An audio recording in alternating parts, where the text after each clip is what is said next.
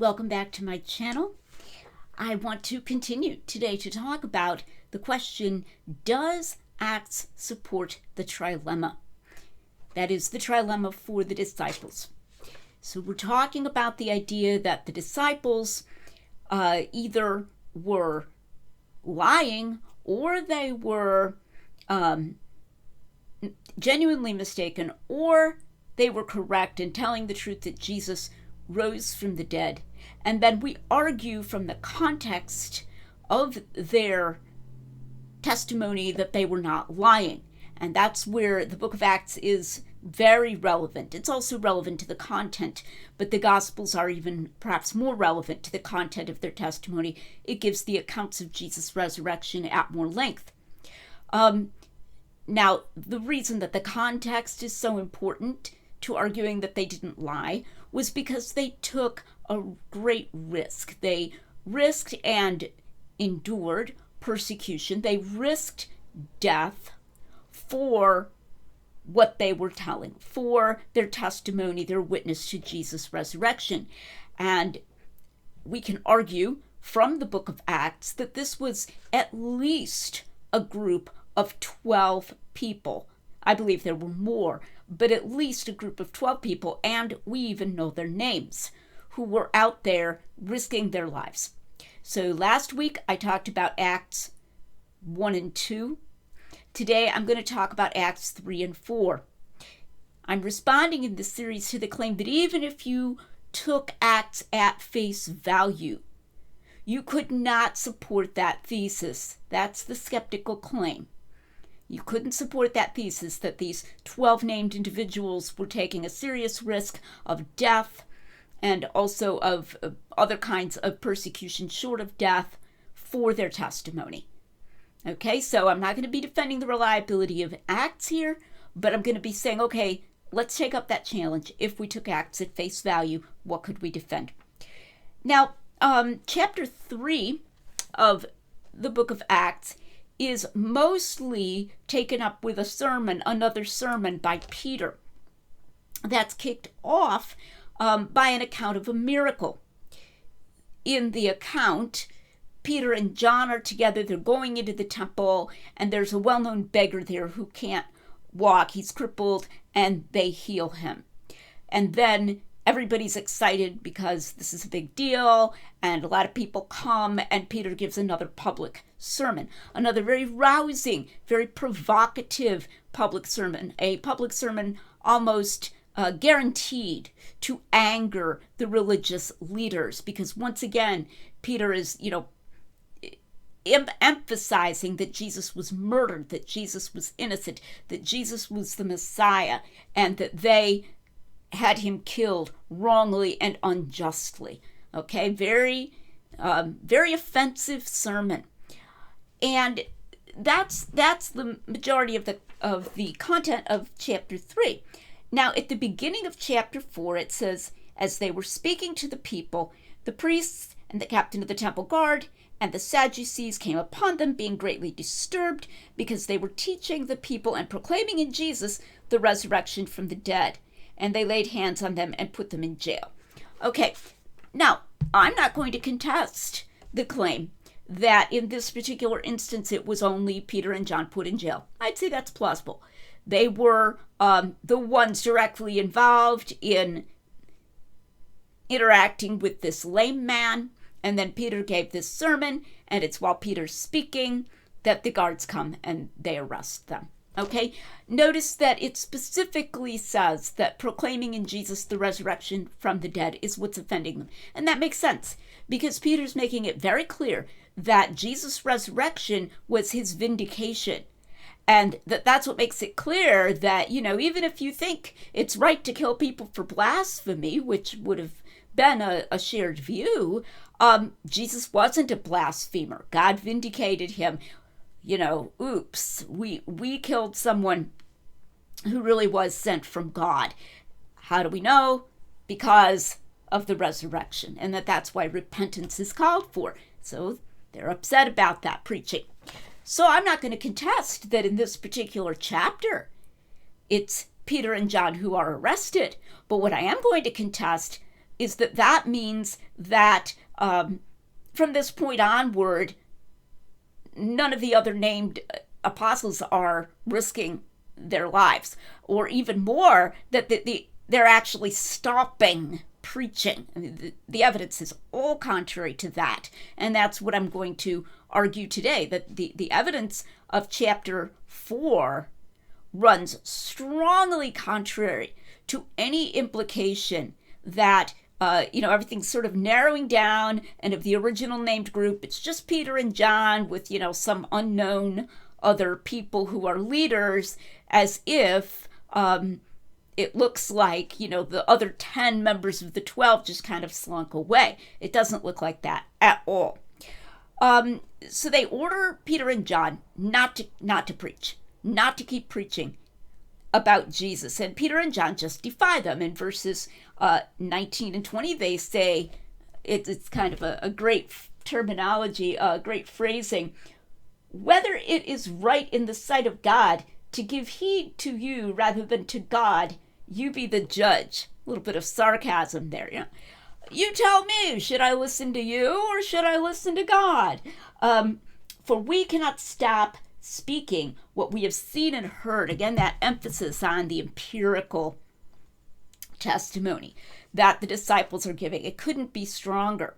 So in passing, that's a refutation of anyone who tries to say that, the message here was not a strongly empirical message. They were definitely being what we might call evidentialists. They're basing this on their testimony to what they have seen and heard. And in 1 John, John emphasizes that too. Okay, so they're making it clear, we're gonna keep preaching. It says that when they had threatened them further, they let them go. So they're like, well, if you do that, you're going to be in big trouble. Okay, they're threatening them. Now, at that time, it says they don't punish them, and they're a little nervous about punishing them because everybody's all excited about this miracle. But this is a pattern we've seen before in the life of Jesus. By no means does this mean that the Christians, and especially the leaders and those who are out there publicly proclaiming, are not in credible danger. To the contrary, we find this exact same pattern in the life of Jesus, where they'll say, the people are on his side, we're afraid and to take him, we're afraid of the people, and he's doing miracles, or the people think he's doing miracles, they think of him as good. What are we going to do? So what do? They go and they capture Jesus at night, right? Secretly. And then they drag him off, and then they drag him off to Pilate, demand that Pilate kill him. So they find a way around it. It's a very volatile situation. It's not a stable situation. It's not like Peter and John can walk away and go back to the people and say, it's going to be okay. They didn't punish us, so they're never going to punish us. Very much to the contrary. And the people know that. And when they come back and they tell the other Christians that, they tell them what's been said to them. And when they heard this, they lifted their voices to God. This is verse 24. Okay? And they talk about the psalm where it says, why do the Gentiles rage and the people devise futile things, and so forth. And they talk about the threats. So whoever's leading this prayer is alluding to the Psalms and the people who are defiant of God.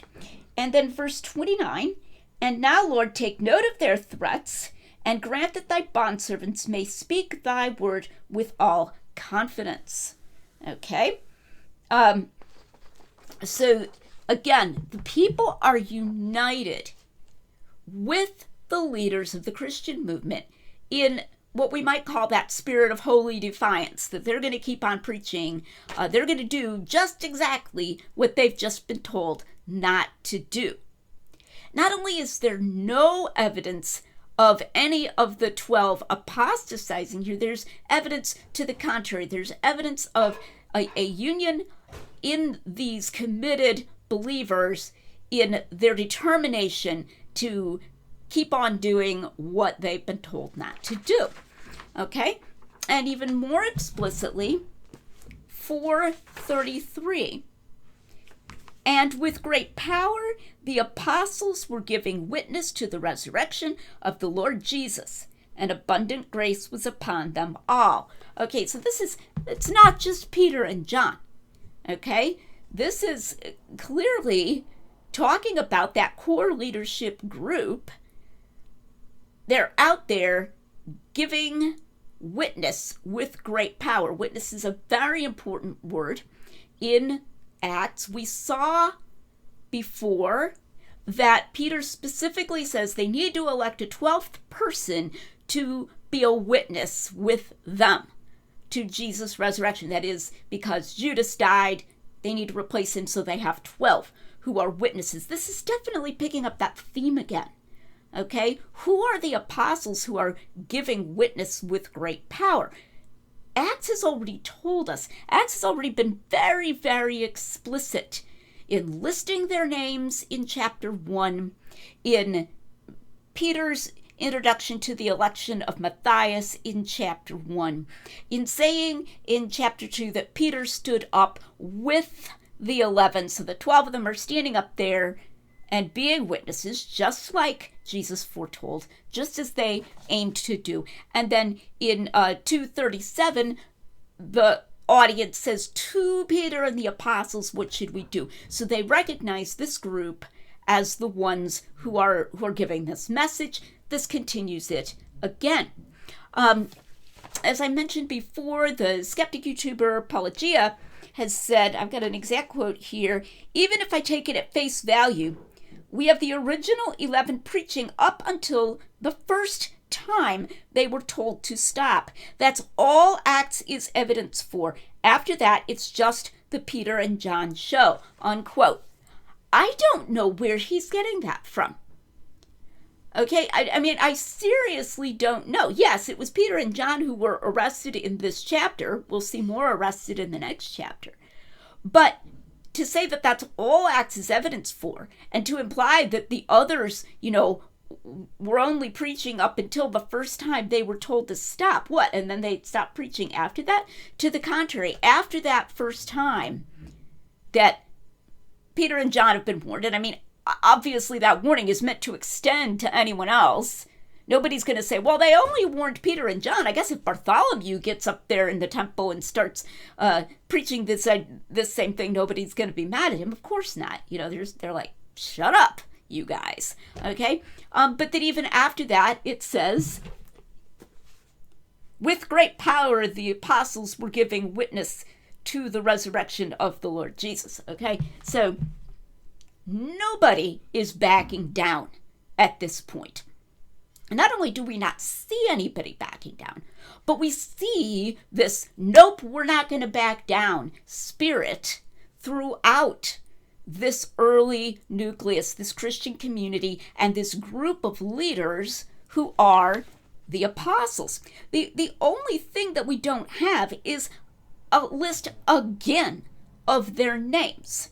But it would be ridiculous to say that the author has to list their names every time he mentions this leadership group, or else we have no idea whom he's talking about. All right, I mean, even the phrase argument from silence is hardly strong enough to describe how bad such an argument would be. So I have no idea where Apologia is getting this claim that all Acts is evidence for is that the original group is preaching up until the first time they were told to stop, and after that it's just the Peter and John show. If the evidence is supposed to be that we don't have a list of names, like, I listed the 12, now I'm going to list the 12 again, now I'm going to list the 12 again, etc., each and every time, that would be obviously a terrible argument. The burden of proof at this point, with all of these references to the steadfastness of the Christians and the steadfastness of the apostles and their defiance of the order not to preach, even with the warnings and the threats, the burden of proof is solidly on anyone who says that some of the 12 shut up, fell away, stopped taking the risk, and were replaced by some totally unknown people whose experiences we have no idea about. Where's that coming from? That's just completely imaginary. And the burden of proof is on that person because there's so much strong evidence that that is not what happened. And there is one more item of evidence that I want to talk about here from chapter 4. I'm going to set this up a little bit by referring to Acts 14, verses 4 and 14. You can look those up. I'm not going to take the time to read them. These are proof texts that are sometimes used for the claim that the term apostles can refer to a wider group, which it can.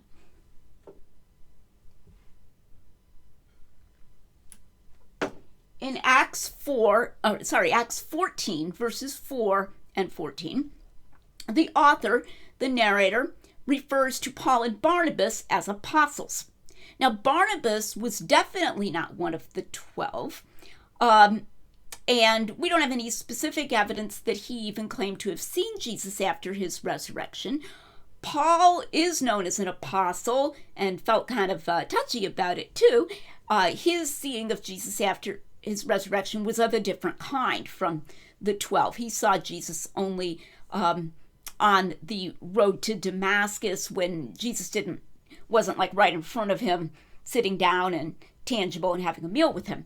But it's pretty standard to call Paul an apostle, but Barnabas is also called an apostle in those verses in Acts 14, because the word can mean one sent, one who is sent. That's what it comes from, and that's clearly the sense in which the author's using it there. So there's, this proof text. See, apostles can mean the broader group, so you have no idea when it says apostles. Well, yeah, actually, you use the context, and you do have an idea.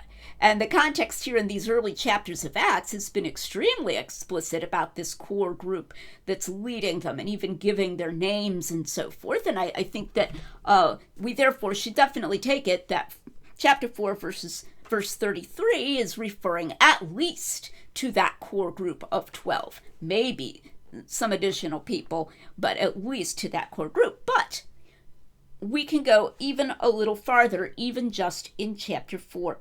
It's talking about this system they had where they were sharing their goods. I think this was temporary, but with the persecution in the wind, probably various people, like now, are losing their jobs or losing their networks of friends and so forth. And so they're sharing and they're selling their property in many cases and bringing it to the apostles to be distributed for people's needs and the needs of believers who are in want, in need. All right. Verse 38, and Joseph, a Levite of Cyprian birth, who was also called Barnabas by the apostles, which translated means son of encouragement, and who owned a tract of land, sold it and brought the money and laid it at the apostles' feet. Those are the last two verses of Acts 4, 36 and 37. So this is the same guy. This is definitely the same guy who many chapters later, about 10 chapters later, is referred to in this broader, looser sense as a sent one or an apostle. But here, in this early chapter, he is definitely distinguished from the apostles. Okay? He was friends with the group being called apostles, here to the point that they had a nickname for him. Apparently his name was Joseph, but Barnabas meant the son of encouragement. He was an encouraging guy, and so that was his nickname. It says he was called that by the apostles. Okay? And it says he sold this land and brought the proceeds and laid them at the feet of the apostles. So here, the word apostles is being used in a more restrictive sense, in that narrower sense, referring to that core group of rulers, just as the earlier chapters indicate, those verses that I talked about last time, just as we would conclude from those, it's still being used that way here. So that Barnabas, who is later referred to as a sent one or an apostle, is here being distinguished from that group that was so prominent in this earliest period of the church, of the church's history. And prominent, why? As witnesses of the resurrection. I owe that point to my correspondent, who actually inspired me to do this series because I wrote in reply to him. And once he got involved in the discussion, he actually drew my attention to that at the end of chapter 4 here. I had not noticed it. So again, you know who you are. If you see this video, thank you for noting that point. That's very important. Next time, we will be talking about chapters 5 and 6 and more evidence for the involvement of this named group of 12 individuals who were witnesses to the resurrection, risking their lives, accepting persecution as their lot, because they could not stop telling what they had seen and heard, just as Peter and John say in chapter 4. So I hope you'll come back to the Lydia Milgard channel, where we're making common sense rigorous.